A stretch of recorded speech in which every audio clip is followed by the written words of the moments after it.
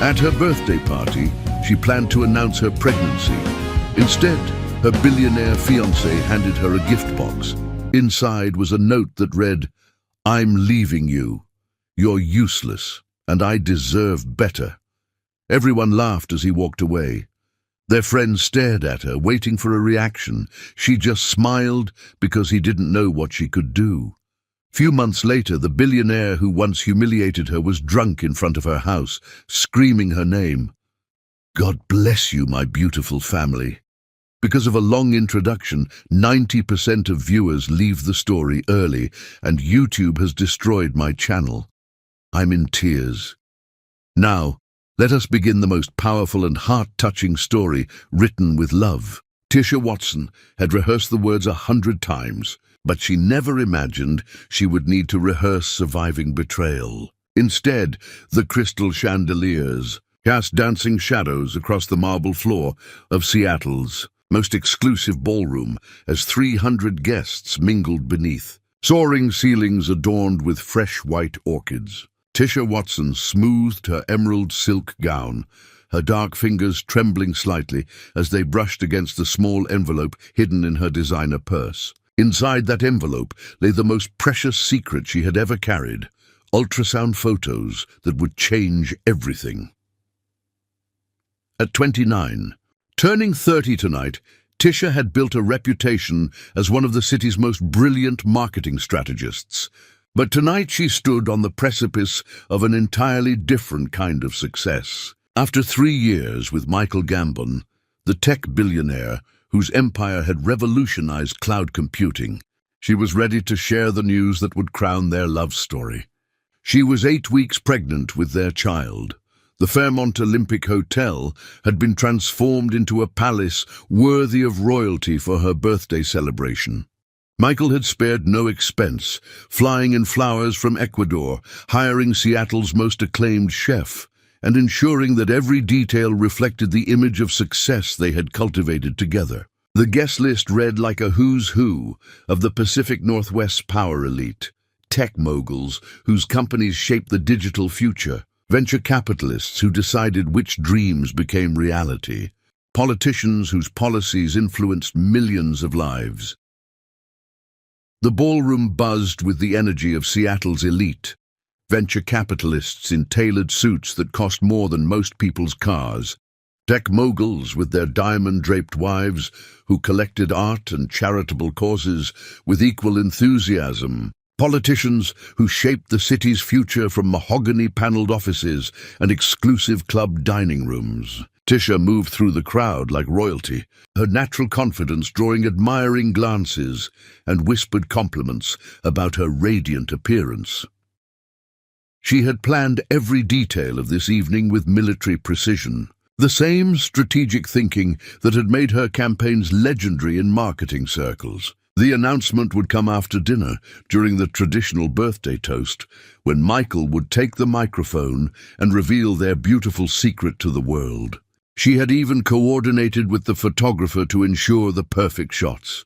Michael's surprise and joy, her radiant smile, the crowd's delighted gasps as they realized they were witnessing the beginning of the next generation of Seattle's most powerful couple. "You look absolutely radiant tonight," they whispered Jennifer Mills, her closest friend and marketing colleague, appearing at Tisha's elbow with champagne flutes. Jennifer's sharp eyes had noticed the subtle changes, the glow that pregnancy brought to Tisha's dark skin, the way she carried herself with new purpose, the secret smile that played at the corners of her mouth. "There's something different about you. You're practically luminous." Tisha accepted the sparkling cider disguised as champagne, her secret smile widening into something that could power the entire ballroom. "Sometimes life gives you gifts you never expected, blessings you didn't even know you wanted until they choose you." She touched her still flat stomach discreetly, feeling the flutter of excitement that had become her constant companion since discovering the pregnancy 2 weeks ago. "And Michael?" Jennifer probed with the curiosity of someone who had watched their relationship develop from promising beginning to power couple status. "How is he handling your mysterious happiness?" Tisha's gaze found Michael across the room, where he stood surrounded by his usual circle of admirers, fellow billionaires comparing acquisition stories, tech journalists seeking exclusive insights, and startup founders hoping to catch his attention long enough to pitch their revolutionary ideas. At 33, he commanded attention effortlessly, his platinum hair perfectly styled to suggest both authority and approachability, his custom Italian suit emphasizing his tall, lean frame that spoke of personal trainers and carefully managed nutrition. When their eyes met across the crowded ballroom, he raised his champagne glass in her direction with the smile that had first captured her attention 3 years ago. That smile promised everything she had ever wanted: security, status, a family built on success and mutual ambition. Tonight, she would discover which of those promises he intended to keep. "He's going to be thrilled," she said to Jennifer, her voice carrying the confidence of someone who had never doubted her partner's devotion. "This is what we've been building toward, a real family, a legacy that goes beyond business success." The dinner proceeded flawlessly, each course a masterpiece of culinary artistry that reflected Michael's attention to detail and unlimited resources. Tisha barely tasted the herb-crusted salmon, truffle-infused risotto, and chocolate soufflé that had cost more per plate than many people's weekly groceries. She was too excited about the announcement that would transform their lives, too focused on the future they were about to claim together. Conversations flowed around her like expensive wine, discussions of market trends that would shape the next decade, political alliances that determined Seattle's development, social dynamics that elevated some while diminishing others. This was her world now, or so she believed. These people would become her child's godparents, mentors, the network that would open every door and provide every advantage that wealth and connection could offer.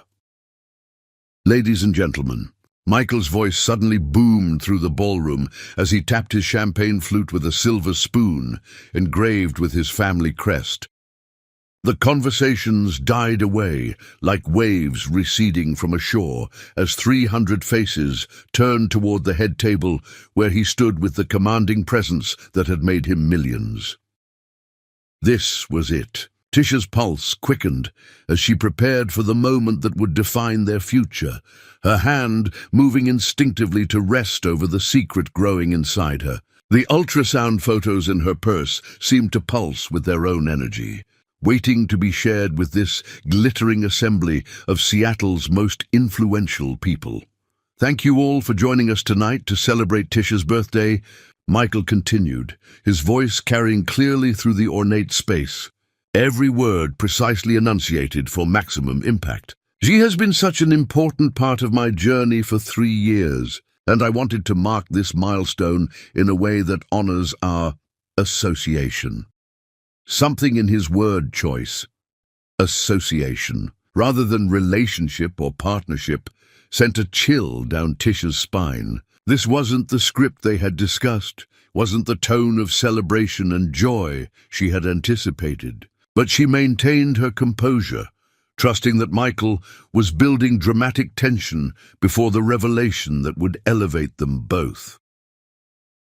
Michael's smile was perfect as he reached into his jacket pocket, his movements deliberate and theatrical. The ballroom held its collective breath, cameras poised to capture what everyone assumed would be a proposal or some grand romantic gesture. "Tisha, you've been a constant in my life during a crucial period of growth and success. Tonight, I have something very special for you." He produced an elegant gift box, wrapped in silver paper and tied with a white ribbon that caught the chandelier light like captured moonbeams. Tisha's breath caught in her throat as confusion clouded her carefully maintained expression. This wasn't the announcement they had planned, wasn't the script they had rehearsed in her imagination dozens of times. The ultrasound photos remained hidden in her purse as she accepted the box with trembling fingers, her mind racing to understand this deviation from their agreed-upon plan. Perhaps the pregnancy announcement would come after she opened his gift, Perhaps this was his way of creating a perfect romantic moment before sharing their news with the world. "Open it." "Oh, darling," Michael said, his voice carrying clearly through the silent ballroom. 300 pairs of eyes focused on this intimate moment played out on a very public stage. "I think you'll find it very enlightening." With fingers that felt disconnected from her conscious will, Tisha untied the ribbon and lifted the lid of the elegant box. The ballroom held its collective breath as she unfolded what she expected might be a romantic poem, perhaps concert tickets to their favorite symphony, maybe even a key to some surprise he had prepared.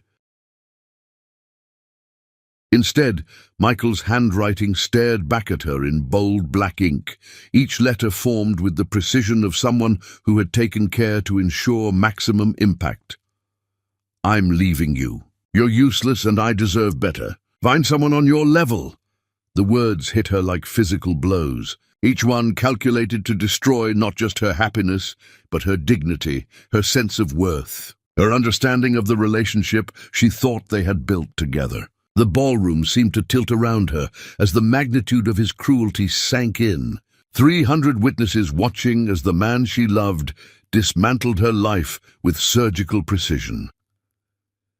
Time stretched like taffy as she processed the enormity of his betrayal. This wasn't just the end of their relationship.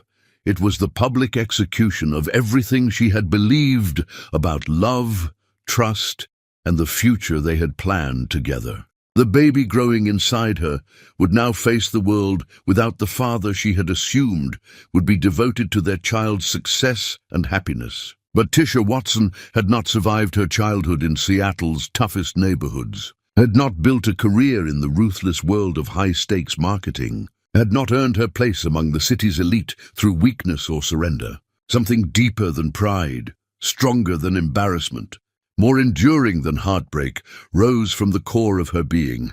She folded the note carefully, placed it back in the box, and set it gently on the table with movements that spoke of complete self-control. When she raised her eyes to meet his, her expression was serene, almost peaceful, not the broken smile of a victim, but the dangerous smile of a queen who had just been catastrophically underestimated. "Thank you, Michael," she said, her voice carrying clearly through the silent ballroom, with the authority of someone who had found her true power in the moment someone tried to strip it away. "For showing me exactly who you are when I needed to know most. For revealing your character when it matters most. For setting me free to find what I actually deserve." She rose from her chair with fluid grace, her emerald gown flowing around her like liquid courage, every movement deliberate and dignified. The murmurs began then, rippling through the crowd like wildfire as guests processed what they had just witnessed. Not the romantic gesture they had anticipated, but something far more dramatic and infinitely more revealing about the man they had come to celebrate. "I want to thank you all for being here tonight," Tisha continued, addressing the crowd directly with the poise of someone who had transformed her humiliation into her coronation. "Sometimes life gives us exactly what we need, even when it's not what we expected. Tonight, I've been given the gift of clarity, the blessing of truth, and the freedom to build something worthy of who I'm becoming." She picked up her purse where the ultrasound photos remained her secret. A secret Michael would never deserve to know, would never be worthy of sharing. Her child would be born free from his toxicity, raised by a mother who had chosen strength over surrender, dignity over devastation. Michael stood frozen at the head table, his triumph turning to ash as he realized his victim had become his victor. He had expected tears, pleading, perhaps even a public scene that would justify his cruelty in the eyes of their social circle and provide him with the satisfaction of complete domination. Instead, he faced a woman who had transformed his weapon against her into her liberation from him. "Good night, everyone," Tisha said, inclining her head like the queen she had always been, but had forgotten until this moment of ultimate testing. "Thank you for witnessing not my humiliation but my rebirth. Thank you for being here as I discovered what I'm truly capable of becoming." She walked through the ballroom with measured steps, her spine straight and her chin high, the crowd parting before her like courtiers before royalty. Some guests nodded with respect and admiration. Others whispered behind their hands with the fascination of people witnessing history in the making. But no one, absolutely no one, looked at her with pity. The valet brought her car around with unusual speed, perhaps sensing the significance of the moment, perhaps simply responding to the royal bearing that had replaced her earlier nervous excitement. As she slipped into the driver's seat, Tisha placed her hand over her stomach where their child grew, safe and loved despite the chaos surrounding their beginning. "My life will not end here, little one," she whispered to the child Michael would never know, her voice carrying a promise that would reshape both their futures. "This is where our real story begins. This is where we start building our own kingdom." The phoenix was about to rise, and when she spread her wings, the entire world would witness her flight from the ashes of someone else's cruelty to the heights of her own magnificent destiny. Chapter 2. New Kingdom Rising. Thomas Shelby had interviewed hundreds of candidates, but the woman who walked into his office radiated a power that couldn't be taught in business school. 2 months had passed since the ballroom, humiliation that Seattle's social elite were still whispering about in their exclusive clubs and charity galas. The gossip columns had dissected every moment of that evening, turning Tisha Watson into an unexpected symbol of dignity under fire. But while the city speculated about her next move, Tisha was quietly building something far more important than her former social status. She was constructing a foundation for her child's future. The early months of pregnancy brought challenges she hadn't anticipated. Morning sickness arrived like clockwork at 7:30 each day, forcing her to keep crackers and ginger tea within arm's reach. Her body was changing in subtle ways that only she could detect. A slight fullness in her breasts, a new sensitivity to certain smells, an exhaustion that sleep couldn't quite cure. But with each physical reminder of the life growing inside her, her determination solidified into something unbreakable. Her savings account, once padded by Michael's generous gifts and expensive lifestyle, now seemed fragile in the face of single motherhood. The designer wardrobe that had once defined her social status would need to be replaced with practical clothes that could accommodate her changing body. The luxury apartment she had shared with Michael, still technically his property, had become a daily reminder of her former dependence. Independence demanded sacrifice, and Tisha was ready to pay any price necessary. She spent hours each night researching companies, studying their cultures, mapping potential career trajectories that could support both her ambitions and her child's needs. The tech industry that had once embraced her as Michael Gambon's glamorous girlfriend now felt hostile, tainted by association with her very public downfall. But marketing was her weapon of choice, and she wielded it with surgical precision. Shelby Marketing Solutions occupied 3 floors of a restored brick building in Pioneer Square, its industrial aesthetic softened by living walls and natural light streaming through massive windows. The company's reputation preceded them, innovative campaigns that elevated startups into household names, nonprofit work that actually moved social needles, corporate partnerships built on authentic storytelling rather than empty promises. Thomas Shelby had built his firm on the foundation that great marketing began with truth, a philosophy that resonated deeply with Tisha's current worldview. The interview had been scheduled for 10:30 on a Tuesday morning, when her morning sickness typically subsided. Tisha arrived 15 minutes early, her portfolio carefully organized, her 16-week pregnancy invisible beneath a strategically chosen charcoal blazer. She had practiced her responses to anticipated questions, prepared explanations for her sudden career pivot, crafted talking points that showcased her strengths while avoiding any mention of her personal circumstances.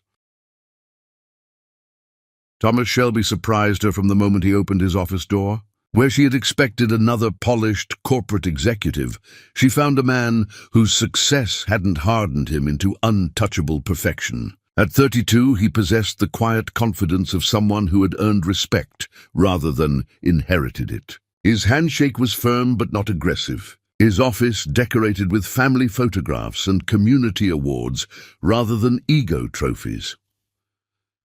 "I've followed your work for years," he said, gesturing for her to sit across from his desk. "The Davidson Hotels campaign you created 3 years ago is still being taught in marketing courses at the University of Washington. Brilliant storytelling married to flawless execution." Tisha felt something she hadn't experienced in months, professional validation that had nothing to do with her romantic associations. "Thank you. That campaign taught me that authenticity always trumps artifice in connecting with audiences." "Speaking of authenticity," Thomas continued, his brown eyes holding hers steadily, "I'm sure you're wondering if I'm hiring you as some kind of charity case after recent events. Let me be clear about something from the start." Tisha braced herself for condescension, disguised as kindness, for the pitying tone that had crept into too many conversations lately. Instead, Thomas leaned forward with the intensity of someone delivering crucial intelligence. "I'm not hiring you because I feel sorry for you," he said firmly. "I'm hiring you because you demonstrated something in that ballroom that money can't buy and business schools don't teach: the ability to transform disaster into dignity. You showed an entire room of Seattle's most powerful people what real class looks like under pressure. That's the kind of character I want representing my company." The words hit her differently than any compliment she had ever received. It was recognition not of her beauty, her connections, or her romantic associations, but of her strength in her darkest moment. She felt tears threaten and blinked them away quickly, unwilling to appear weak in this crucial moment. "The position we're discussing is Senior Marketing Strategist," Thomas continued, sliding a folder across his desk. "You'd be leading our healthcare and non-profit portfolio, clients who need genuine advocacy, not just clever advertising. The salary is competitive, the benefits are excellent, and the work is meaningful. But I need someone who understands that we're not just selling products here. We're telling stories that can change lives." Tisha opened the folder and scanned the details. The salary wasn't quite what she had earned in her previous role, but it was substantial enough to support her new reality. More importantly, the client list revealed organizations doing work that mattered: children's hospitals, domestic violence shelters, environmental non-profits that actually moved beyond virtue signaling. "Why me?" she asked directly. "You could hire any number of qualified candidates without the baggage that comes with my current reputation." Thomas smiled, and she glimpsed the warmth that had built this company's culture. "Because baggage often becomes wisdom if you're strong enough to carry it properly.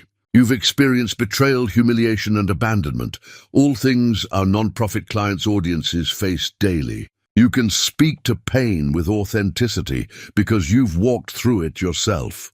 The interview continued for another hour, but Tisha knew within the first 15 minutes that Thomas Shelby understood something about her that Michael Gambon never had. Her value existed independent of anyone else's perception. As they discussed campaign strategies and client relationships, she felt her professional confidence rebuilding itself on more solid ground. "When can you start?" Thomas asked as they shook hands at the conclusion. "Next Monday," Tisha replied without hesitation. "I'm ready to get back to work." As she walked through Pioneer Square back to her car, Tisha felt a lightness she hadn't experienced since discovering her pregnancy. The morning sickness that had plagued her earlier seemed manageable now, overshadowed by the excitement of new purpose. She placed her hand over her stomach, feeling the slight curve that marked her body's accommodation of their growing child. "We did it, little one," she whispered. "We found our new beginning." Her phone buzzed with a text from Jennifer. "Heard through the grapevine you nailed the Shelby interview. That man builds careers, not just campaigns." You're going to soar there. That evening, Tisha sat in her apartment organizing the client materials Thomas had given her to review before starting. Each nonprofit's mission statement told a story of resilience: cancer survivors rebuilding their lives, immigrants creating new communities, women escaping domestic violence and claiming their power. She saw herself reflected in every story, understanding viscerally what these organizations meant to the people they served. Her laptop pinged with an email from Thomas. "Looking forward to having you join the team. Attached are some background materials on your first project, a fundraising campaign for New Dawn Women's Shelter. I think you'll find their mission particularly inspiring." As she read about the shelter's work, helping women escape abusive relationships and build independent lives, Tisha felt the profound rightness of this new path. She was no longer just seeking employment. She was joining a mission that aligned with her own transformation. She closed her laptop and prepared for bed, her mind already racing with ideas for the shelter campaign. Tomorrow, she would begin building the career that would support her child's future. But tonight, she allowed herself to feel something she hadn't experienced in months: genuine excitement about what came next. Success wasn't about proving them wrong anymore. It was about proving herself right. One campaign at a time. Chapter 3: When Titans Fall. Strength isn't measured by never falling down. It's proven by how gracefully you rise. When your knees hit the ground, 4 weeks into her new role at Shelby Marketing Solutions, Tisha Watson had become the firm's secret weapon. Her non-profit campaigns possessed an emotional resonance that transformed donors from passive contributors into passionate advocates. The New Dawn Women's Shelter campaign had exceeded its fundraising goal by 40%, earning praise from board members who had initially questioned Thomas's decision to hire someone with such public baggage. The morning of September 15th began like every other Tuesday. Tisha arriving at the office by 7:30, armed with herbal tea and the determination that had carried her through 16 weeks of pregnancy. Her body had finally adjusted to its new reality. The morning sickness, retreating enough to allow her to focus entirely on the work that had become her sanctuary. The Children's Medical Foundation campaign consumed her attention that morning. She had spent weeks crafting messaging that honored the family's experiences without exploiting their pain, walking the delicate balance between emotional appeal and respectful advocacy. The presentation to the Foundation's board was scheduled for 2 o'clock, and every detail needed to be perfect. "You've outdone yourself with this one," said Marcus Rivera, her project coordinator, as they reviewed the final materials. "The storytelling approach is brilliant, focusing on hope and healing rather than tragedy and trauma. It's going to revolutionize how they connect with donors." Tisha felt the familiar flush of professional satisfaction. These moments, when her work transcended mere advertising to become genuine advocacy, reminded her why she had fallen in love with marketing in the first place. Before Michael, before the social climbing and image crafting, she had believed in the power of authentic storytelling to create meaningful change. The morning progressed smoothly until the team meeting at 11:30. Thomas had called the gathering to review several ongoing campaigns and celebrate recent victories. The conference room buzzed with the energy of a company hitting its stride. Young creatives bouncing ideas off seasoned strategists, account managers sharing client feedback that validated their innovative approaches. Tisha was presenting the Children's Medical Foundation timeline when the room began to tilt around her. The words on her presentation slides blurred as her vision darkened at the edges. She gripped the edge of the conference table, trying to steady herself as her knees buckled beneath her. "Tisha?" Thomas's voice seemed to come from very far away. "Are you okay?" She tried to respond, but no words came. The room spun violently as her strength drained away, like water through a broken dam. The last thing she remembered was Thomas's strong hands catching her as she collapsed, his voice urgently calling her name, as darkness claimed her consciousness. When awareness returned, Tisha found herself in a hospital bed, surrounded by the sterile white walls and antiseptic smells of Seattle General's emergency department. Thomas sat in the chair beside her bed, his usual composed demeanor replaced by genuine concern. Their eyes met as she struggled to orient herself. "Easy," he said softly, reaching for the call button. "Don't try to sit up too quickly. You gave us quite a scare." The memories flooded back, the presentation, the dizziness, the terrifying moment when her body simply stopped obeying her commands. Panic seized her as she remembered the life growing inside her, the precious cargo she had failed to protect. "The baby," she whispered, her hand flying to her stomach. The words escaped before she could stop them, revealing the secret she had guarded so carefully. Thomas's expression shifted from concern to understanding, pieces of a puzzle clicking into place. "The doctor is coming to talk to you, but from what I understand, everything is fine. You're both going to be okay." Dr. Sarah Chen entered the room, as if summoned by their conversation, her kind face professional but reassuring. "Ms. Watson, you gave your colleague quite a fright. How are you feeling?" "Scared," Tisha admitted, her usual composure abandoned in favor of raw honesty. "I can't lose this baby. I won't survive it." "You're not losing anything," Dr. Chen said firmly, pulling up a chair.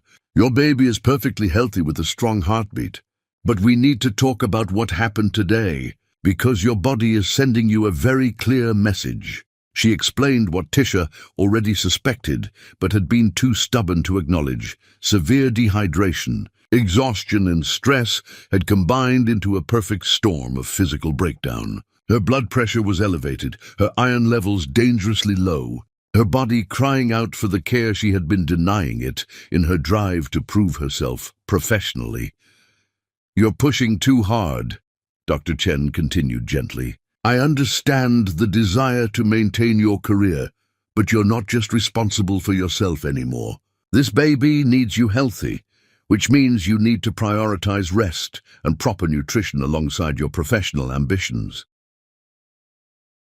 Thomas listened silently, his presence steady and reassuring, without being intrusive. When Dr. Chen finished her recommendations, modified work schedule, regular meals, prenatal vitamins, stress reduction techniques, he simply nodded as if these adjustments were already predetermined facts.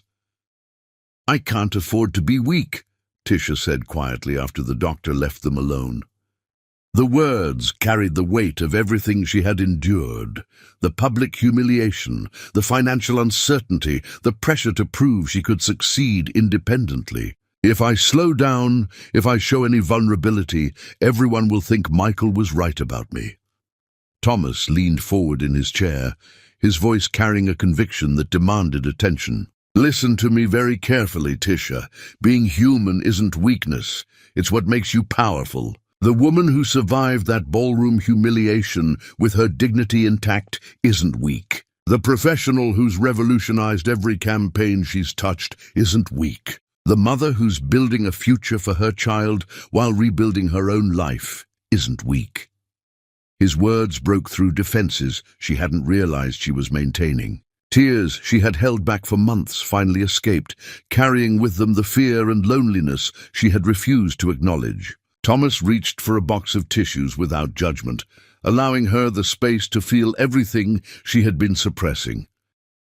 "You don't have to carry this alone," he said simply. "Whatever you need, adjusted schedules, project support, someone to drive you to doctor's appointments, we'll figure it out. Great companies take care of their people, and great people deserve companies that see their worth." As they waited for her discharge paperwork, Tisha reflected on the profound shift this moment represented. For the first time since learning about her pregnancy, she wasn't facing the challenge entirely alone. Thomas's support wasn't romantic or conditional. It was simply human decency extended to someone who deserved better than she had been receiving. The ride back to her apartment was quiet, both of them processing the day's revelations. When Thomas pulled into her building's parking garage, he turned to face her with an expression she couldn't quite read. "You mentioned you don't have anyone to help you recover," he said carefully. "If you're comfortable with it, I have a guest room and a very flexible work schedule.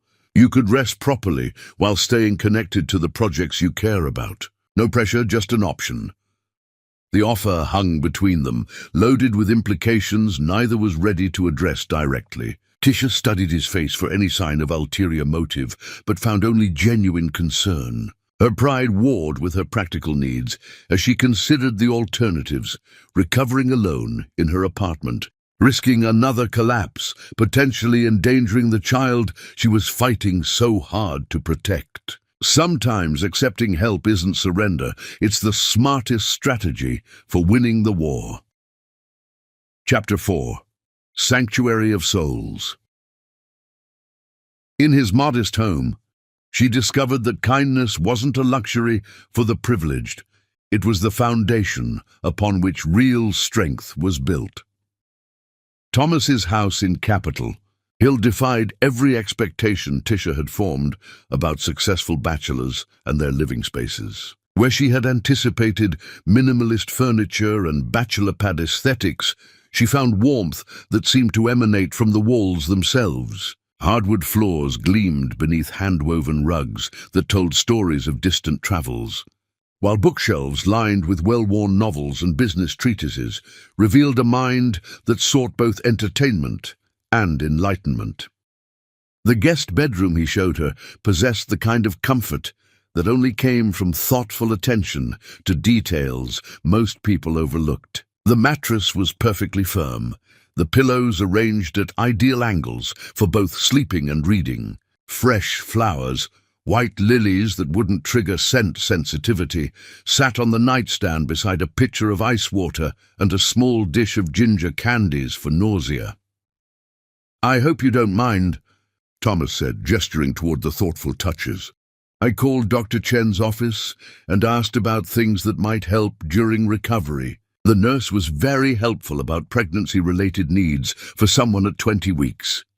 Tisha stood in the doorway, overwhelmed by the simple kindness of someone anticipating her comfort without being asked. In 3 years with Michael, such consideration had been rare and always came with expectations attached. Here was care offered without conditions, support extended without strings. "Why are you doing this?" she asked quietly, settling into the reading chair by the window that overlooked his meticulously maintained garden. "You barely know me, and I've already disrupted your workplace with my personal drama." Thomas perched on the edge of the bed, maintaining respectful distance while ensuring she could see his sincerity. "Because someone should have been doing this for you all along," he replied simply. "And because you matter, not for what you can accomplish or produce, but for who you are as a person." The words settled into spaces in her heart that had been empty for longer than she cared to acknowledge. When had anyone last valued her existence independent of her usefulness? When had someone last offered care without expecting performance in return? That first evening established a rhythm that would carry them through the coming days. Thomas worked from his home office while Tisha rested, emerging periodically to ensure she was comfortable, well-fed, and taking her prescribed medications. He cooked simple, nutritious meals that satisfied her pregnancy cravings, without overwhelming her sensitive stomach. Grilled chicken with herbs from his garden, fresh fruit smoothies packed with vitamins, homemade soups that warmed her from within. "You don't have to hover," she told him on the second morning as he delivered breakfast to her room. "I'm not going to disappear if you stop watching me for 5 minutes. I'm not hovering," he replied, with a smile that reached his eyes. "I'm ensuring our star strategist recovers properly so she can get back to changing the world." Purely selfish motivations. But Tisha saw through his casual deflection to the genuine concern beneath. She watched him work through the open door of his office, taking client calls while monitoring her needs, rearranging meetings to accommodate her recovery schedule, turning down evening events that would take him away from home. His dedication wasn't performative or designed to impress. It was simply who he was when someone needed him. On the second afternoon, she felt strong enough to join him in the living room, curling up on his comfortable sofa with her laptop to review campaign materials. The Children's Medical Foundation presentation had been postponed, but she could still contribute to the strategy refinement. Thomas worked at the dining table, his papers spread across its surface as he balanced multiple client needs. "Tell me about the shelter campaign," he said during a break, settling into the armchair across from her. "What made you approach it so differently than traditional non-profit messaging?" Tisha looked up from her screen, considering how to articulate the insight that had driven her strategy. Most domestic violence campaigns focus on the trauma, the black eyes, the fear, the statistics about women who don't survive. They're designed to shock people into caring, but shock has diminishing returns. People build immunity to emotional manipulation, so you focused on strength instead of victimization, Thomas observed, following her logic. Exactly. I focused on the moment these women decide they deserve better, the courage it takes to walk away from everything familiar, the incredible strength required to rebuild from nothing. I wanted donors to see themselves in these women's determination, not their suffering. Thomas nodded slowly, his expression thoughtful. You wrote from personal experience. It wasn't a question, and Tisha didn't treat it as one. Leaving takes different kinds of courage, depending on your circumstances. But the emotional core is the same, realizing you deserve better than what you're accepting. They worked in comfortable silence after that. The only sounds, the gentle clicking of keyboards and the occasional rustle of papers. Tisha found herself stealing glances at Thomas as he concentrated on his work, the way he chewed his pen when considering difficult decisions, the unconscious smile that appeared when reading positive client feedback, the careful attention he gave to every detail of every project. This was masculinity she hadn't encountered before, strength that protected rather than dominated, confidence that built others up rather than tearing them down. Thomas wielded his success like a tool for creating positive change, rather than a weapon for asserting superiority. Watching him work, she began to understand why his company culture felt so different from every other agency she had experienced. That evening, as Thomas prepared dinner, Tisha's phone rang with a call from Jennifer Mills. She answered reluctantly, knowing her friend would want details about her mysterious absence from the social circuit. "Where have you been hiding?" Jennifer demanded without preamble. "The rumor mill has you everything from entering rehab to fleeing the country." "I need facts, Watson. I've been recovering from a health scare," Tisha replied carefully, unwilling to share her pregnancy news before she was ready. "Nothing dramatic, just needed to rest. And you're doing this recovery where exactly?" "Because I drove by your apartment yesterday and your car wasn't there." Tisha glanced toward the kitchen where Thomas was chopping vegetables, his movements efficient and practiced. "I'm staying with a friend who's helping me get back on my feet." "A friend?" Jennifer's voice sharpened with curiosity. "What kind of friend? Male or female? Professional or personal? Give me something to work with here." Before Tisha could respond, Thomas appeared with a steaming mug of chamomile tea, setting it beside her with the same gentle consideration he had shown all week. Their eyes met briefly, and she saw understanding in his expression. No pressure to explain, no judgment about her privacy needs. "The kind of friend who brings you tea without being asked," Tisha said into the phone, her gaze still locked with Thomas's. "I'll call you back later. Jen, I need to rest." After hanging up, she sat with the warm mug between her hands, inhaling the soothing steam. Thomas had returned to the kitchen, giving her space to process the call without hovering or asking questions. Such restraint was foreign to her experience with men. Most demanded explanations, insisted on knowing every detail of her conversations and connections. "Thank you," she said, when he brought her a plate of perfectly seasoned salmon and roasted vegetables. "For cooking? It's nothing special, just—" "Not for the food," she interrupted softly. For all of it. For not asking questions I'm not ready to answer. For taking care of me without making it feel like I owe you something. For showing me what kindness looks like when it's not attached to expectations. Thomas settled into the chair across from her, his own plate balanced on his knees. Everyone deserves that kind of care. Tisha, the fact that you're surprised by basic human decency says more about how you've been treated than it does about what you deserve. As they ate in comfortable silence, Tisha felt something shifting inside her chest. Not romantic attraction, though she couldn't deny Thomas's appeal, but something deeper and more foundational. For the first time in months, she felt genuinely safe, not just physically protected, but emotionally secure in a way that allowed her to truly relax. True power, she was learning, wasn't the ability to destroy those who hurt you. It was the courage to accept love from those who saw your worth. Chapter 5. The Chrysalis Stage.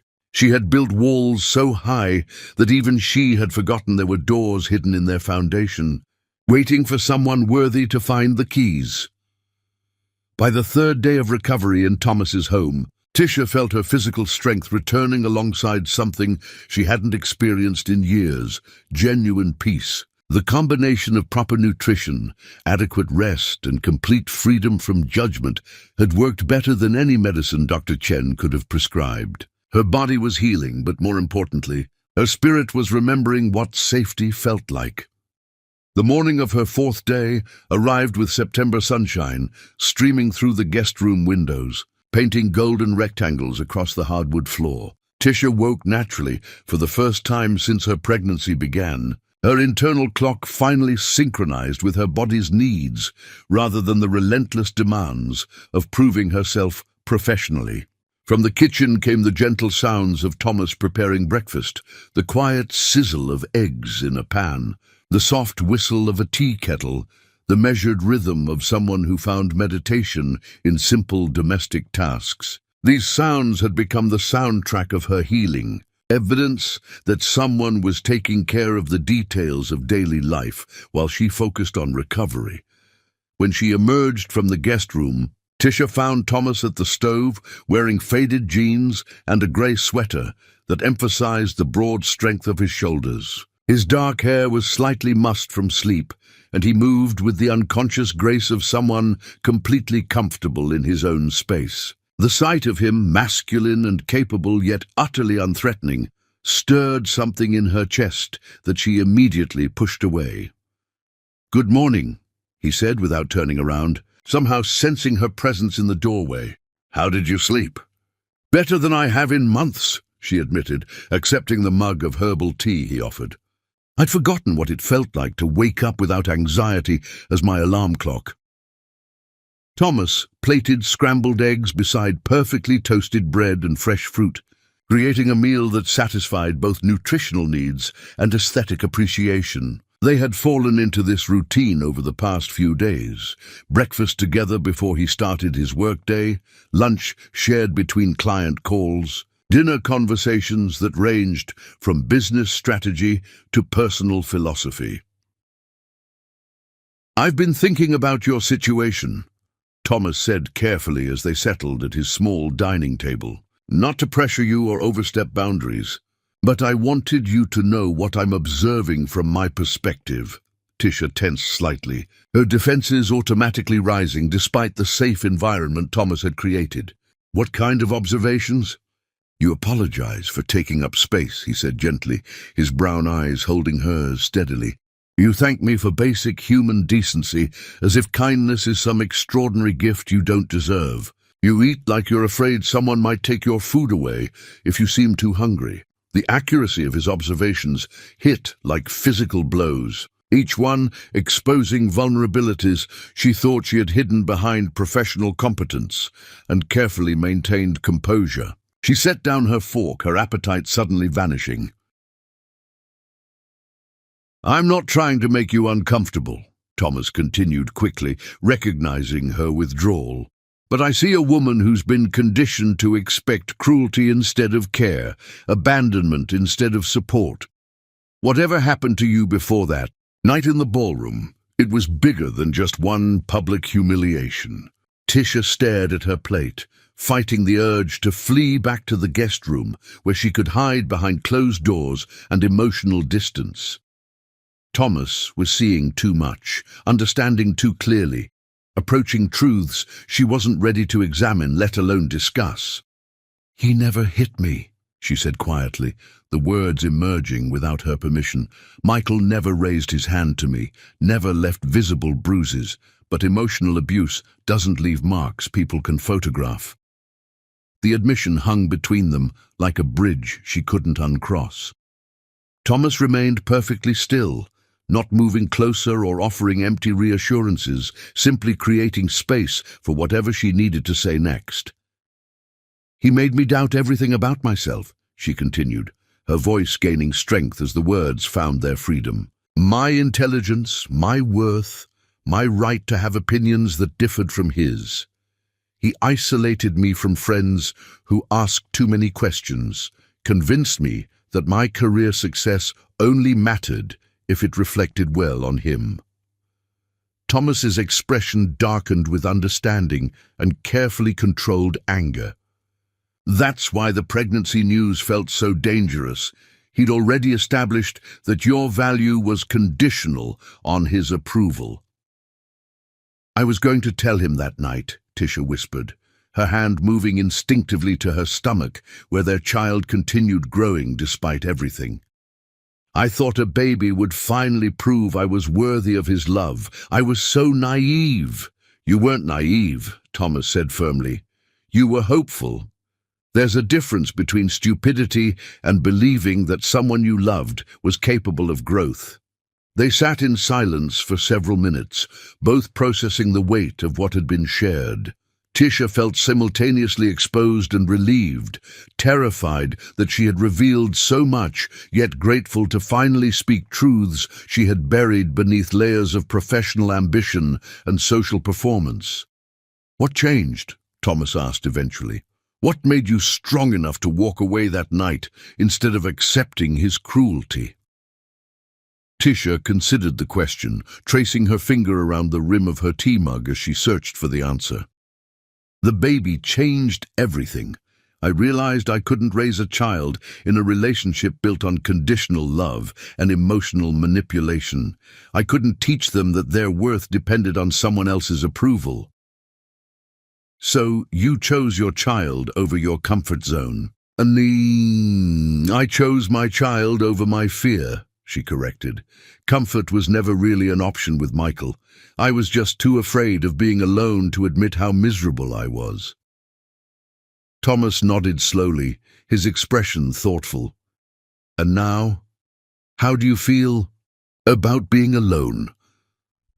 The question caught her off guard, forcing her to examine emotions she had been avoiding since that night in the ballroom. "Terrified," she admitted honestly, "but also relieved. For the first time in years, I can make decisions based on what's actually best for me, rather than what might earn someone else's approval." "That's growth," Thomas observed. "Real strength isn't never being afraid, it's acting with integrity despite the fear." As the morning progressed, they returned to the comfortable rhythm that had characterized her recovery period. Thomas worked from his home office while she rested, but the conversation from breakfast had shifted something fundamental between them. The walls she had built around her emotional vulnerability remained intact, but small windows had opened, spaces where genuine connection could take root if she ever found the courage to let it. That afternoon, as Thomas took a client call in his office, Tisha found herself studying the photographs that lined his living room walls. Unlike Michael's carefully curated collection of professional achievements and social status symbols, Thomas's images told stories of authentic relationships and meaningful experiences.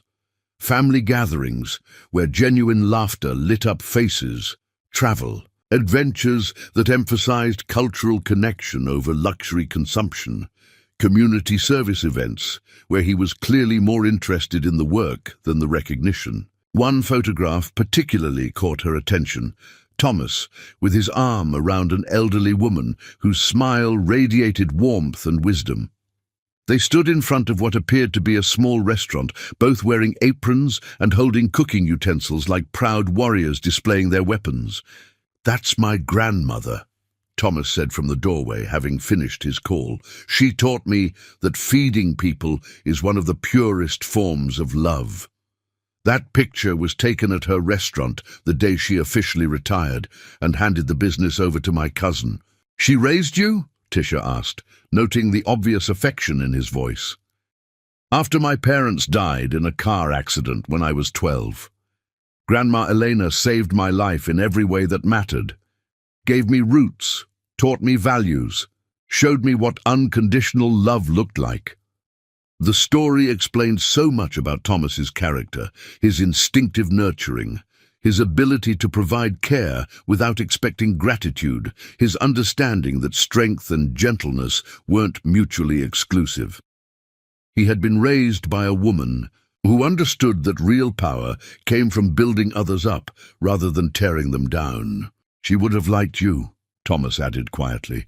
"She always said the strongest people were those who had survived their own breaking and chosen to become healers instead of destroyers."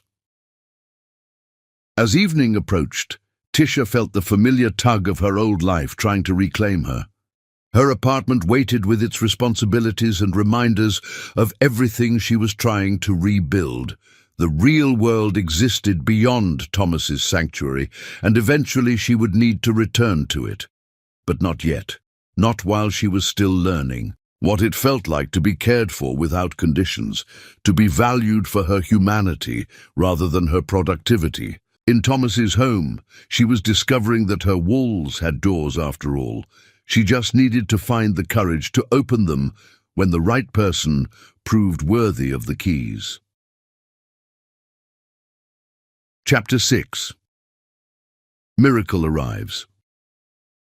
Maya Watson entered the world like her mother, small but mighty, with a voice that demanded to be heard and a spirit that refused to be overlooked. 5 months had passed since Thomas first offered Tisha sanctuary in his home.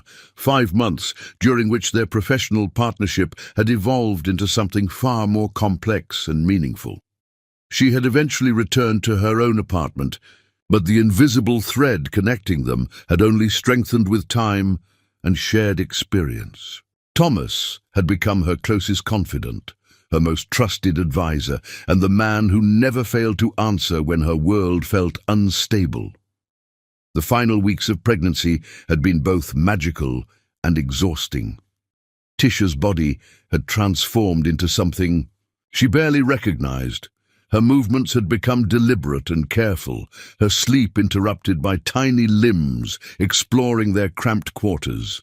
Her emotions heightened to levels that made every commercial about families bring tears to her eyes. Thomas had adapted his schedule to accommodate her increasing needs, driving her to weekly appointments, assembling baby furniture with the methodical precision he brought to major campaigns, and somehow managing to remain enthusiastic about every mundane detail of pregnancy preparation.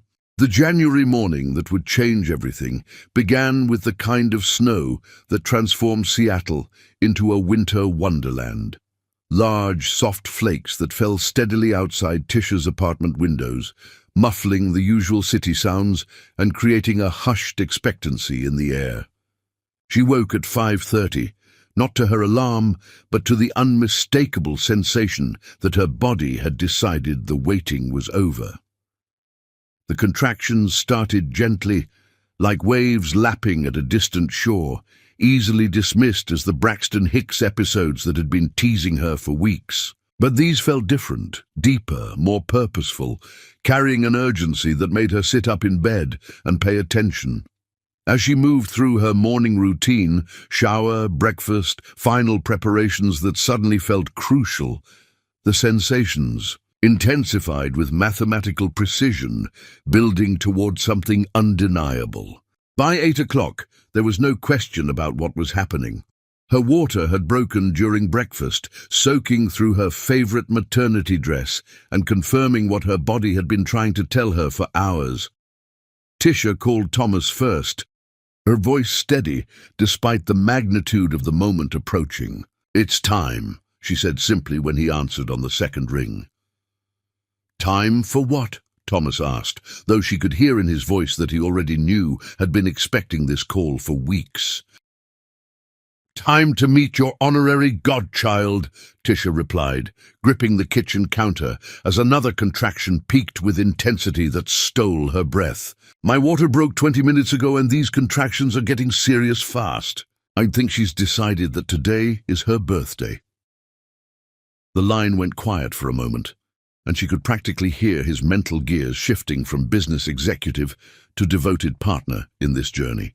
"I'm leaving the office now," his voice returned with the calm competence that had carried them through every crisis of the past months. "Don't drive yourself anywhere. I'll be there in 15 minutes. Do you have your hospital bag?" "Packed and ready by the door since Christmas," she confirmed, breathing through another wave of intensity that seemed to originate in her very core and radiate outward.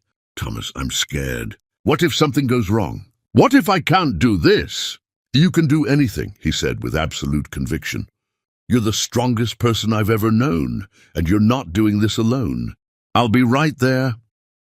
True to his word, Thomas arrived at her apartment in 14 minutes, taking the stairs 2 at a time to reach her third-floor unit. He found her in the living room, timing contractions with the focused concentration she brought to every important project. Her overnight bag and car seat waiting by the door, like soldiers prepared for deployment. But he also noticed the fear in her eyes, the way her usual confidence had been replaced by the vulnerability that came with approaching the unknown. "How are we doing?" he asked, immediately taking charge of logistics while offering her his steady presence as an anchor. "Contractions every 4 minutes, lasting about a minute each," she reported with the precision of someone who had researched every aspect of labor extensively. "They're getting stronger. I think this baby is more eager to make her entrance than we anticipated." Thomas helped her into her coat, grabbed her bag and the car seat, and guided her toward the door with movements that were efficient but never hurried. Every gesture communicated the same message. They had prepared for this moment. Everything would be fine. She could trust him to handle whatever needed handling while she focused on the incredible work her body was doing. The drive to Seattle General Hospital required all of Thomas's considerable skill at remaining calm under pressure. Seattle traffic, never cooperative under the best circumstances, seemed particularly determined to delay their progress through snow-slicked streets. But he navigated the challenging conditions with patient determination, while Tisha breathed through increasingly intense contractions in the passenger seat. "Remember what we learned in the birthing class," he said during a red light that felt eternal, his voice steady and encouraging. "Slow, deep breaths. Focus on meeting your daughter, not on the discomfort. Think about holding her, seeing her face for the first time. Tisha managed between contractions, despite everything finding humor in his choice of words. "I don't remember you officially signing up for labor coaching duties when you hired me." "I signed up for whatever you need," Thomas replied simply, reaching over to squeeze her hand as the contraction peaked. "That's what family does for each other." The word family hung between them as they pulled into the hospital parking garage. Heavy with implications neither was prepared to examine in the midst of labor's urgency. But Tisha felt its truth settling into her heart, whatever the technical definitions of their relationship. Thomas had become the person she turned to in crisis, the one she trusted with her most vulnerable moments. Labor progressed with the swift intensity of a woman whose body knew exactly what it was doing. The medical team at Seattle General moved with practiced efficiency, but it was Thomas's unwavering presence that kept Tisha grounded throughout the process. He held her hand during contractions, reminded her to breathe when pain threatened to overwhelm her focus, and provided the steady stream of encouragement that helped her channel her strength most effectively. "You're incredible," he told her during the hardest moments, his voice cutting through the medical chaos to reach her directly. "Look what you're doing, bringing life into the world through sheer force of will and determination. Maya is so lucky to have you as her mother." The hours blended together in a haze of intense focus, medical monitoring, and Thomas's constant presence. He never left her side, even when the nurses suggested he might want to take breaks. He learned to interpret the monitors, to anticipate her needs, to provide exactly the right words of encouragement when her strength flagged.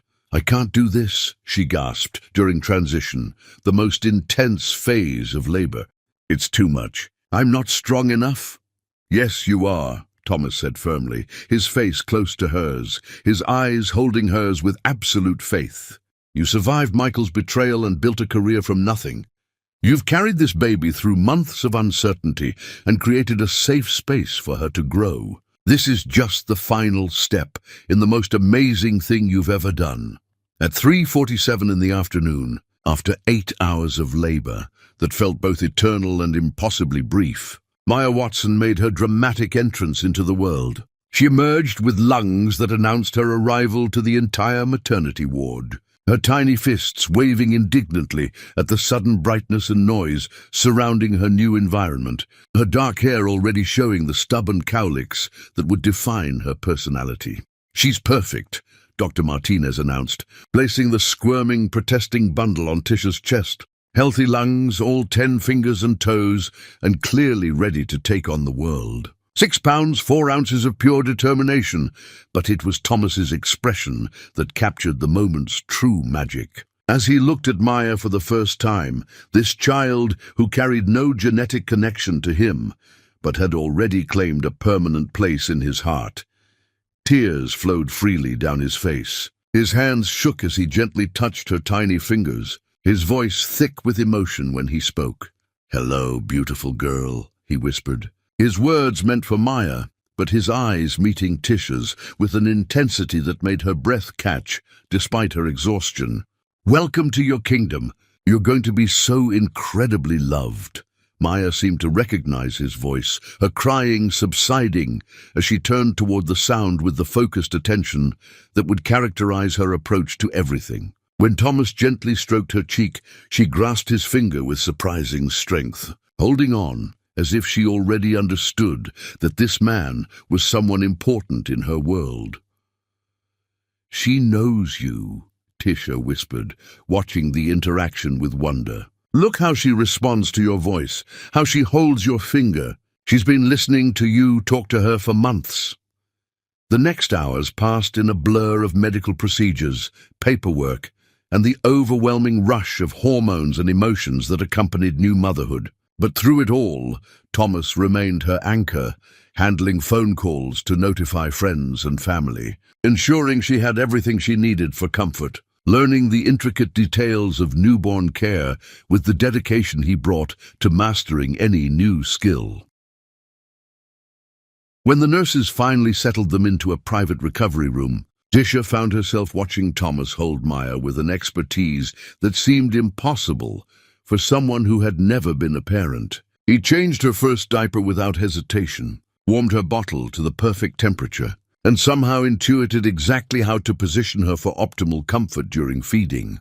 "You're a natural," she observed, her voice soft with exhaustion and wonder as she watched him rock Maya to sleep.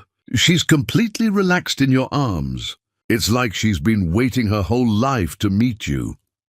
"She makes it easy," Thomas replied, his attention focused entirely on the tiny face peeking out from her pink blanket. "Look at her. She already knows exactly what she wants and isn't afraid to ask for it. She definitely gets that determination from her mother." As visiting hours ended and the hospital settled into its nighttime rhythm, Thomas made no move to leave. The nurses had provided him with a reclining chair that converted into a makeshift bed, and he had clearly planned to spend the night ensuring both mother and daughter had everything they needed. "You don't have to stay," Tisha said, though she hoped desperately that he would. "I know you have work tomorrow, responsibilities that can't wait." Nothing is more important than this, Thomas interrupted gently, settling into the chair with Maya still sleeping peacefully in his arms. You two are my priority now, tonight and always. Work can definitely wait. In the dim light of the hospital room, with Maya breathing softly between them and the snow continuing to fall outside their window, Tisha felt something fundamental shift in her understanding of family. Blood didn't determine love, choice did. And Thomas had chosen them, completely and without reservation, in a way that Maya's biological father never could or would. Love. She realized watching Thomas cradle her daughter wasn't about biology, it was about showing up, staying present, and choosing someone's happiness over your own convenience. Chapter 7. The Village It Takes. He changed. Diapers like a man who understood that real strength shows up in the 3 a.m. moments when no one's watching and no one's keeping score.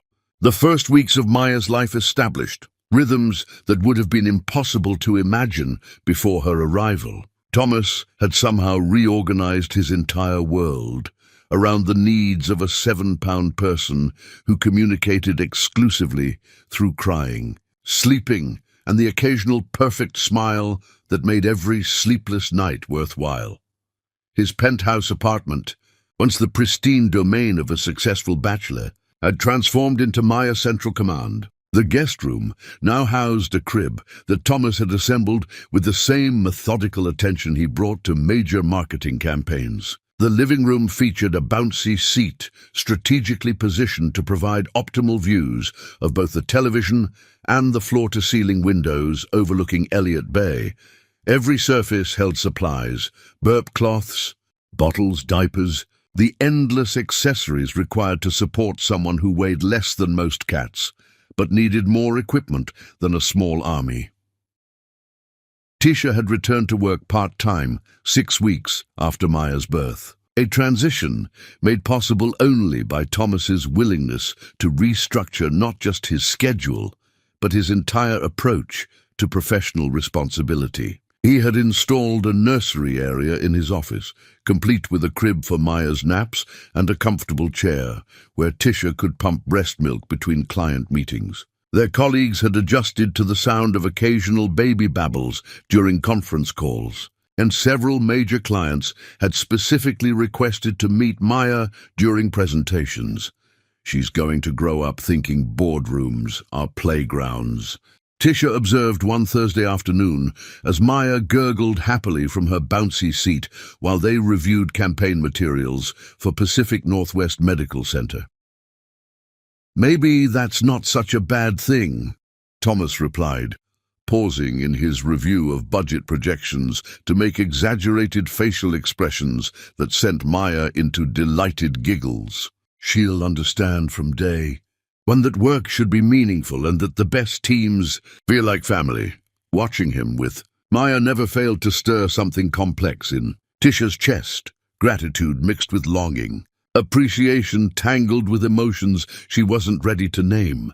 Thomas had embraced fatherhood with a naturalness that suggested he had been waiting his entire life for this role. He knew Maya's feeding schedule better than some biological fathers knew their own children's names. He could identify the subtle differences between her hungry cry, her tired cry, and her pay attention to me immediately cry from 3 rooms away.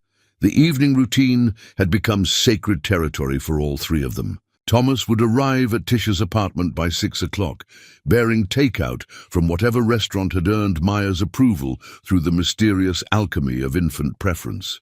They would eat while Maya entertained them from her high chair, babbling commentary on their conversations and occasionally throwing food with the concentrated focus of a scientist conducting experiments. Bath time belonged to Thomas. He had mastered the delicate art of supporting Maya's tiny body while ensuring her safety, talking to her in a steady stream of encouragement and nonsense that made her smile and splash with delight. Tisha would watch from the doorway, her heart clenching with emotions too complex to untangle, as this man who owed them nothing gave them everything. "Uncle Thomas is going to spoil you rotten," she would tell Maya during these moments. using the title they had agreed upon to define his role in their unconventional family structure. But lately, Maya had begun showing preferences that complicated their careful boundaries. She would calm faster in Thomas's arms when she was fussy, her tiny face lighting up with recognition when he entered a room, her sleep more peaceful when he was the one reading her bedtime stories in his deep, gentle voice that seemed to carry magical properties for soothing fractious infants. "She thinks you're her father," Tisha said one evening in late February as they watched Maya drift off to sleep in Thomas's arms. The observation carried weight beyond its simple statement of fact. "Is that a problem?" Thomas asked carefully, his voice barely above a whisper to avoid disturbing Maya's transition into sleep. Tisha considered the question, studying the scene before her. This man who had claimed no biological connection to her daughter but loved her as completely as any parent ever could. "It should be," she said honestly. "It should terrify me that she's getting so attached to someone who could walk away at any time. But I watch you with her, and I see something I never thought existed: unconditional love without ownership, devotion without control. You love Maya for who she is, not for what she represents to you."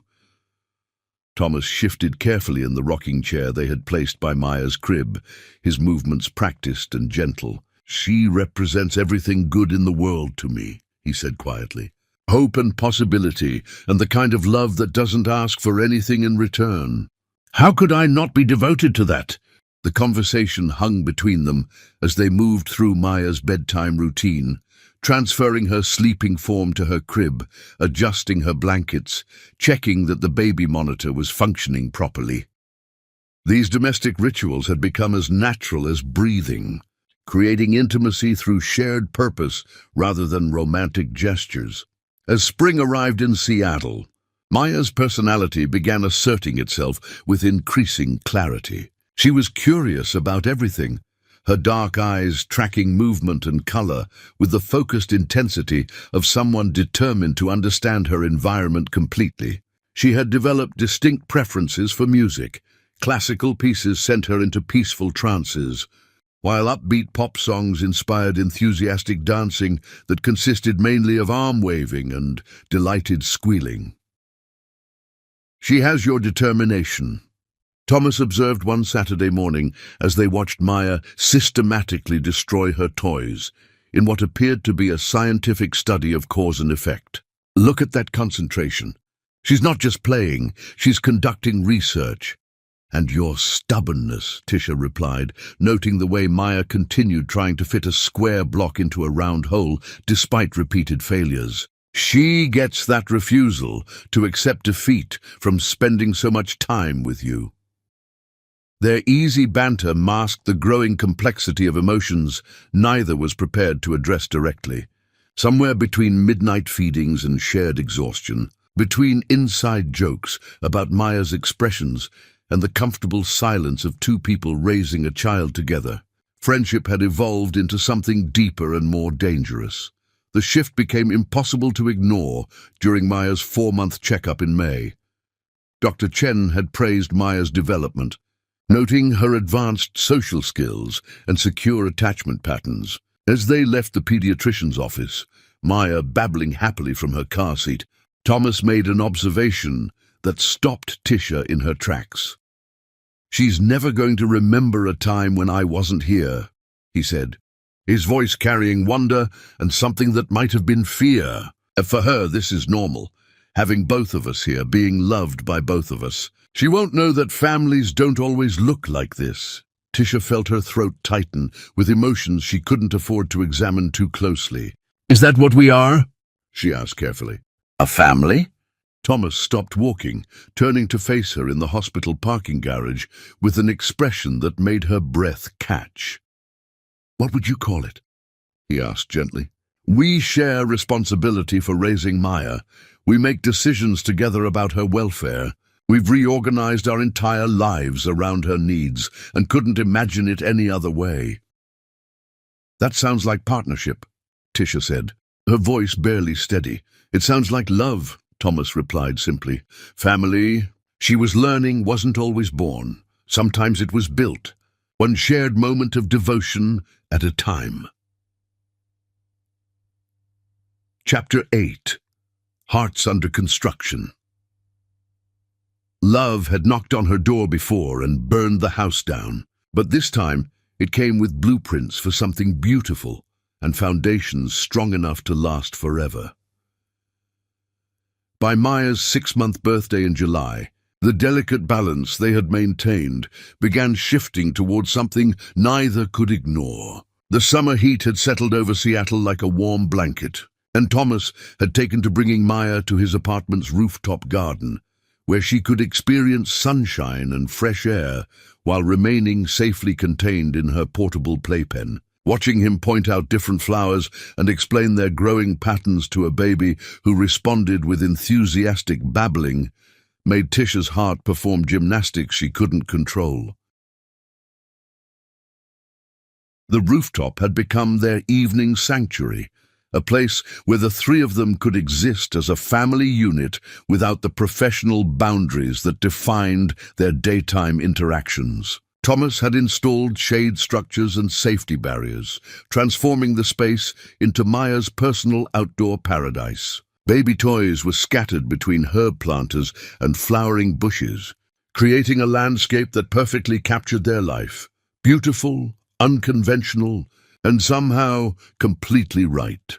The partnership at Shelby Marketing Solutions had flourished beyond all expectations. Tisha's campaigns consistently exceeded client objectives, her instinctive understanding of human resilience translating into messaging that moved audiences from passive awareness to active engagement. Thomas had officially promoted her to senior partner, a title that came with equity stakes and decision-making authority that would have seemed impossible just over a year ago when she was starting over from devastation. Their professional success provided the foundation for personal conversations that ventured into increasingly intimate territory. Late evenings found them on Thomas's apartment balcony after Maya had fallen asleep, sharing wine and perspectives on everything from childhood experiences to future dreams, building the kind of emotional intimacy that made physical attraction inevitable. The domestic rhythms they had established felt increasingly like marriage without the official recognition. Thomas kept Maya's favorite foods in his refrigerator, had memorized her feeding schedule down to the minute, and could identify her different cries from 3 rooms away. His apartment had been transformed to accommodate a baby who spent more time there than in her own nursery, complete with safety gates, outlet covers, and an impressive collection of age-appropriate toys. "Tell me about the woman you thought you'd marry before Maya came along," Tisha said one particularly warm evening as they watched the sunset paint Elliott Bay in shades of gold and rose. Maya slept peacefully in her travel crib inside, giving them rare moments of adult conversation that didn't involve discussing diaper contents or sleep schedules. Thomas considered the question while swirling his wine, his expression thoughtful rather than evasive. The golden light caught the planes of his face, emphasizing the quiet strength that had attracted her from their very first interview. "I always imagined someone who shared my values about family and community, someone who understood that success meant building something meaningful rather than just accumulating wealth. But I never imagined someone who had already proven her strength through surviving betrayal and rebuilding from nothing." "That's not really an answer to my question," Tisha pressed gently, tucking her legs under her in the comfortable chair that had become her designated spot on his balcony. "I'm asking about your actual plans, not your theoretical ideals. Surely there was someone specific, some relationship that seemed headed toward permanence." Thomas set down his wine glass and turned to face her more fully, his brown eyes holding hers with the kind of honesty that made her pulse quicken. "I dated, of course. There were women who checked all the boxes on paper: successful careers, shared interests, social compatibility. But none of them ever made me want to reorganize my entire life around their happiness." The confession hung between them, weighted with implications that neither was quite ready to address directly. Tisha felt her carefully constructed boundaries beginning to shift under the pressure of emotions she had been suppressing for months. "And now?" she asked, her voice barely above a whisper. Thomas rose from his chair and moved to lean against the balcony railing, his silhouette framed against the Seattle skyline. "Now, I can't imagine my life without Maya's laughter filling my apartment every morning, without our conversations over coffee while she entertains us with her latest achievements, without being the person you call when you need someone to depend on. Everything changed the moment you two became my family."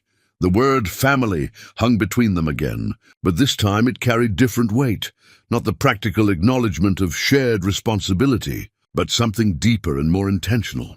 Tisha felt her heart racing as she recognized the moment she had been both hoping for and dreading.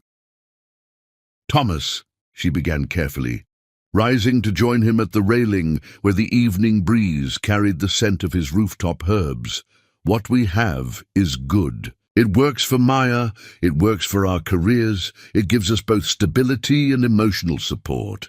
But if we cross certain lines, if we make this complicated with romantic expectations—" "Who says romance has to be complicated?" Thomas interrupted gently, turning to face her fully. The space between them seemed to crackle with electricity as he stepped closer, his voice dropping to the intimate tone he used when Maya was sleeping nearby. "What if it could be as natural as everything else we've built together? What if it could make us stronger instead of threatening what we already have?" Before she could formulate a response, Maya's voice drifted from inside the apartment, not crying, but the musical babbling that indicated she was awake and entertaining herself with whatever mobile or toy was within reach. Thomas moved immediately to check on her, his parental instincts as finely tuned as any biological father's. He returned carrying Maya, who had clearly decided that sunset viewing required her immediate participation. She had grown so much in 6 months, her dark hair now long enough to curl at the ends, her chubby legs strong enough to support bouncing, her personality assertive enough to make her preferences known through a sophisticated system of sounds and gestures. "Someone wanted to join the party," Thomas announced, settling back into his chair with Maya positioned to see the sunset view. "She apparently has opinions about being left out of important conversations."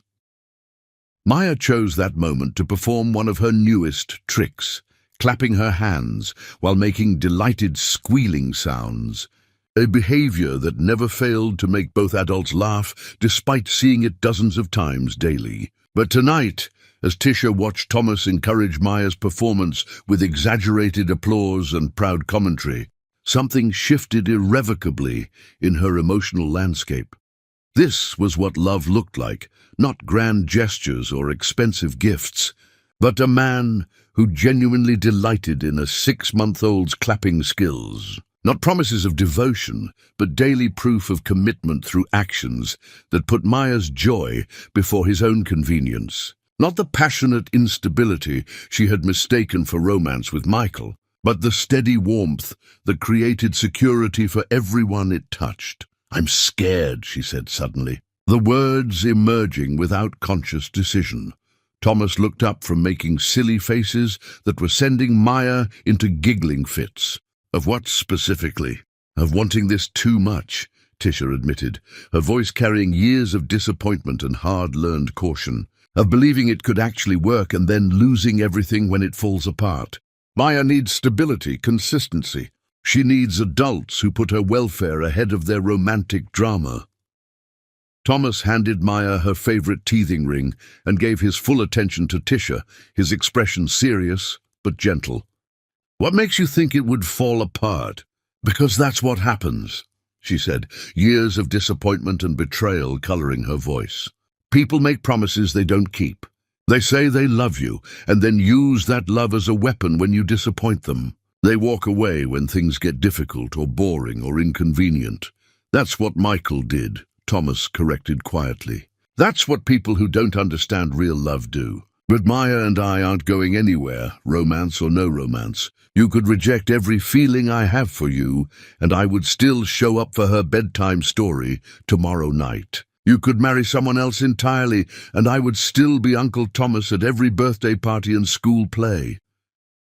His certainty was both comforting and terrifying. Tisha had spent so long protecting herself from emotional risk that the possibility of genuine security felt almost foreign. Could love actually be this stable, this unthreatening to everything she had built? Maya, sensing the serious turn in adult conversation, began fussing with the particular tone that indicated she was ready for dinner and a bath. As Thomas rose to address her needs, he paused beside Tisha's chair and placed his free hand gently on her shoulder.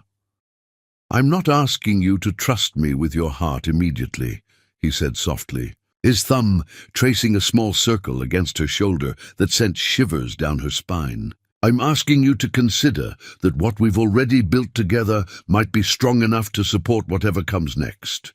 Maya deserves to see what healthy adult love looks like, and we deserve to explore what we could be together." The evening routine that followed felt different, charged with new awareness of possibilities that had been lurking beneath the surface of their friendship. Thomas bathed Maya with his usual gentle competence, but Tisha found herself noticing the way his sleeves were rolled up to reveal strong forearms, the careful way he supported Maya's tiny body, the soft voice he used to narrate each step of the process. "Uncle Thomas is going to wash your hair now," he said, his voice carrying the same gentle authority it always did during Maya's care. Maya babbled happily, completely content in his capable hands, her trust in him absolute and unquestioning. "She thinks of you as her father," Tisha said quietly, watching Maya splash contentedly in Thomas's capable hands. "Is that okay?" he asked, vulnerability creeping into his voice for the first time that evening. Instead of answering immediately, Tisha moved closer and kissed his forehead while he held their daughter, because Maya was their daughter in every way that mattered. The gesture was tender rather than passionate, a promise rather than a question. "It's more than okay," she whispered against his skin. "It's everything I never knew I wanted." Sometimes the best love stories weren't about falling, they were about building, one careful choice at a time, until what you had constructed was strong enough to weather any storm. Chapter 9. The Reckoning Begins.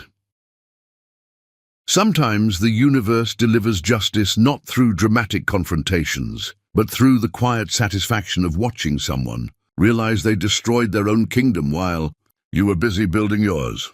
The August morning that would test every foundation they had built arrived with the kind of oppressive heat that made Seattle feel like a different city entirely. Thomas had spent the night at Tisha's apartment, as had become increasingly common, though they still maintained the careful fiction that he was sleeping on the sofa, rather than acknowledging the emotional intimacy that made separate bedrooms feel artificial. Maya, now 7 months old and mobile enough to require constant supervision, had decided that 6 a.m. was the optimal time for practicing her newly acquired crawling skills. Her enthusiastic exploration of the living room, accompanied by a running commentary of babbles and squeaks, served as the most pleasant alarm clock either adult had ever experienced. The apartment had been completely baby-proofed over the past month, with safety gates blocking access to stairs, outlet covers protecting every electrical connection, and furniture corners cushioned against Maya's inevitable collisions. Thomas had overseen every modification with the thoroughness of someone preparing for a military operation. "She's going to be walking before her first birthday," Thomas observed, watching Maya navigate the obstacle course of furniture with single-minded determination. "Look at that focus. She's not just crawling, she's conducting reconnaissance missions." Tisha, still in her pajamas with her hair escaping from its ponytail, felt the familiar flutter of contentment that came from these ordinary moments. Over the past month, they had settled into domestic rhythms that felt both natural and revolutionary. Shared coffee while Maya entertained herself. Tag-team parenting that allowed both adults to maintain their professional responsibilities. Conversations that ranged from marketing strategy to parenting philosophy with equal ease. "I need to run home and change before the Morrison Group presentation," Thomas said, reluctantly preparing to break their peaceful morning routine. "Are you okay handling Maya's doctor appointment alone, or do you want me to reschedule the client meeting?" "I can manage one routine checkup without backup," Tisha replied, touched by his automatic assumption that Maya's needs took precedence over business obligations. "Dr. Chen just wants to check her weight and development. Should be quick." Thomas kissed Maya's forehead, and then, without conscious thought, brushed his lips across Tisha's cheek, a gesture so natural that neither acknowledged its significance until after it had happened. They stood frozen for a moment, both recognizing that casual intimacy had crossed another invisible boundary in their carefully negotiated relationship. "I'll see you at the office this afternoon," Thomas said finally, his voice slightly rougher than usual. "Call if you need anything at all." After he left, Tisha found herself touching her cheek where his lips had been, marveling at how such a simple gesture could carry so much promise and possibility. Maya, apparently sensing her mother's distraction, crawled over and pulled herself up using Tisha's legs, her dark eyes bright with intelligence and mischief. "What am I going to do about your Uncle Thomas?" Tisha asked, lifting Maya into her arms for morning cuddles. "He's making it very hard to keep my heart safely locked. Away." Maya's response, a wet kiss on Tisha's nose, followed by delighted giggles, seemed to suggest that safely locked hearts might be overrated.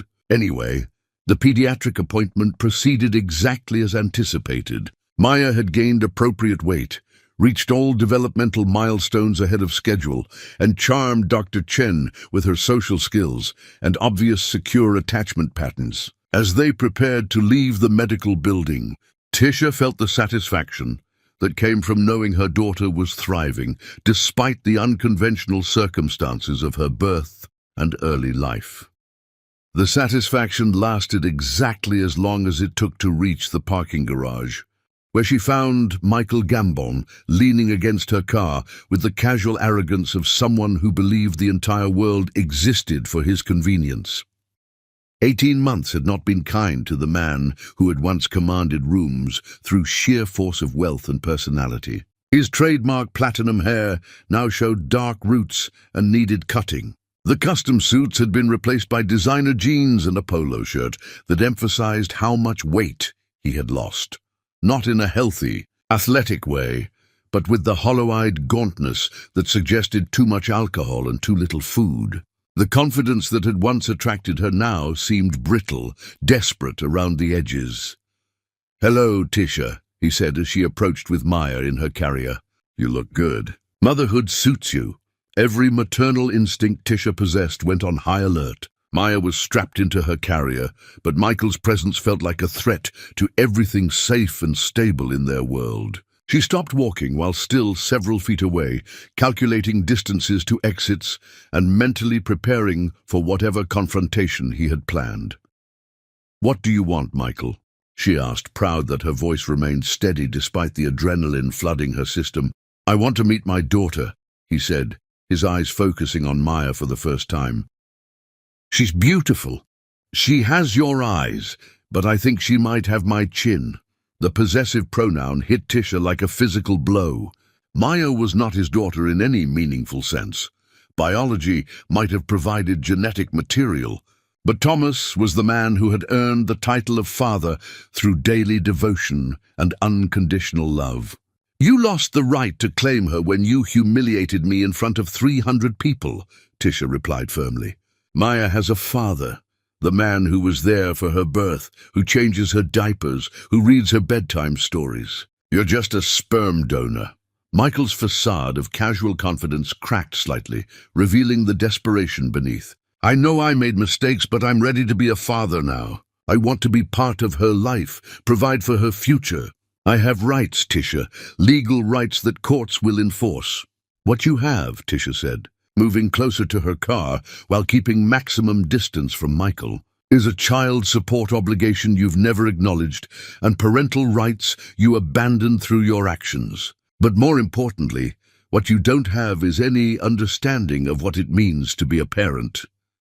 Maya chose that moment to begin fussing, her infant instincts apparently recognizing that the adult conversation contained threats to her security. Michael stepped forward as if to approach the baby carrier, and Tisha immediately moved to block his access.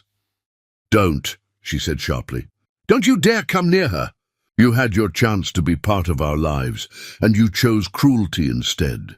Maya doesn't know you, doesn't need you, and certainly doesn't deserve to have her world disrupted by your sudden attack of parental conscience." "This isn't over," Michael said, his mask slipping further to reveal the entitled anger that had always lurked beneath his polished surface. "I've rebuilt my business, recovered my reputation. I can provide her with opportunities you could never afford, alone." "I'm not alone," Tisha replied firmly, unlocking her car and preparing to secure Maya's carrier in the back seat. "Maya has a family, people who chose to love her from the moment she drew breath, people who proved their commitment through actions rather than words." As she drove away, leaving Michael standing alone in the parking garage with his threats and regrets, Maya's fussing gradually subsided into the peaceful contentment that came from being safely contained within her familiar environment. But Tisha's hands shook slightly on the steering wheel as she processed the encounter and its implications. Michael's appearance wasn't coincidental. He had researched Maya's doctor appointments, planned this confrontation, probably consulted lawyers about his legal options. The man who had once dismissed her as useless now saw something valuable enough to pursue. The greatest threats to happiness often came disguised as second chances, wrapped in apologies that couldn't erase the damage already done. Chapter 10. Queens bow to no one. She had entered this story as someone's discarded possession and was ending it as her own magnificent creation, ruling a kingdom built on love rather than fear. The autumn evening that would close one chapter of their lives and open another arrived with the kind of crisp October air that made Seattle feel like poetry. Maya, now 9 months old and determined to walk despite everyone's suggestions that crawling remained a perfectly acceptable form of transportation, had finally mastered pulling herself upright using furniture for support. Thomas's apartment had been thoroughly baby-proofed to accommodate her increasing mobility and decreasing regard for gravity's limitations. 6 weeks had passed since Michael's parking garage ambush. 6 weeks during which Tisha had consulted lawyers, researched custody precedents, and prepared for legal battles that might threaten everything they had built. But Michael, despite his threats and bluster, had made no official moves. No court papers had arrived, no lawyers had contacted her, no formal claims had been filed. His silence felt more ominous than action would have. Thomas had responded to the potential threat by becoming even more intentionally present in their lives, if such a thing were possible. He had quietly consulted his own attorney about adoption procedures, researched the legal requirements for establishing parental rights through demonstrated commitment rather than biological connection, and begun documenting his role in Maya's daily life with the thoroughness of someone preparing for war. The law recognizes multiple pathways to legal parenthood, his lawyer had explained during a consultation that included Tisha's full participation. Biological connection is one factor, but consistent caretaking, financial support, and established parent-child relationships carry significant weight in custody determinations. That evening found them in Thomas's living room, Maya between them on a blanket covered with toys that produced various sounds when manipulated. She had recently discovered that banging blocks together created noise that delighted her and convinced nearby adults to pay attention. a cause and effect relationship she exploited with the strategic brilliance of someone destined for either politics or corporate leadership. "She's going to be a negotiator," Tisha observed, watching Maya deliberately drop her favorite rattle and then look expectantly at the adults who predictably retrieved it. "She's already mastered the art of making other people do her work while maintaining the illusion that she's helpless." "She gets that from her mother," Thomas replied, settling beside them on the floor with the casual ease that had characterized their domestic evolution. The woman who transformed public humiliation into professional, triumph and single motherhood into successful partnership. Their conversation was interrupted by Maya's most recent achievement, clapping while babbling ma and ba in combinations that made both adults freeze with excitement. Language development was occurring ahead of schedule, another milestone in Maya's seemingly determined march toward independence and self-expression. "Did she just—" Thomas began. Ba! Maya announced with unmistakable pride, clapping her hands and looking directly at Thomas with the focused attention she reserved for her favorite people. The moment hung between them, heavy with implications that neither could ignore. Maya had made her choice about family structure with the unconscious certainty that only children possessed. Thomas was da not because of genetics or legal documents, but because he was the man who showed up, who played, who provided comfort and security and unconditional love. "She knows," Tisha said quietly, her voice thick with emotions too complex to untangle. "Somehow she understands that families are made by choice and love, not just biology." Thomas reached across the space between them, his hand covering hers where it rested beside Maya's blanket. "Tisha, I need to tell you something. What I feel for you. It's not obligation or convenience or even just attraction. I'm in love with you, with your strength, your intelligence, your incredible capacity to transform pain into purpose." The words she had been expecting and dreading finally hung in the air between them, impossible to ignore or deflect. Tisha looked at this man who had proven his character through countless small kindnesses, who had earned Maya's complete trust and adoration, who had somehow made love feel safe instead of dangerous. "I'm terrified," she admitted. "Not of you, but of believing this could actually work. Maya needs stability, consistency.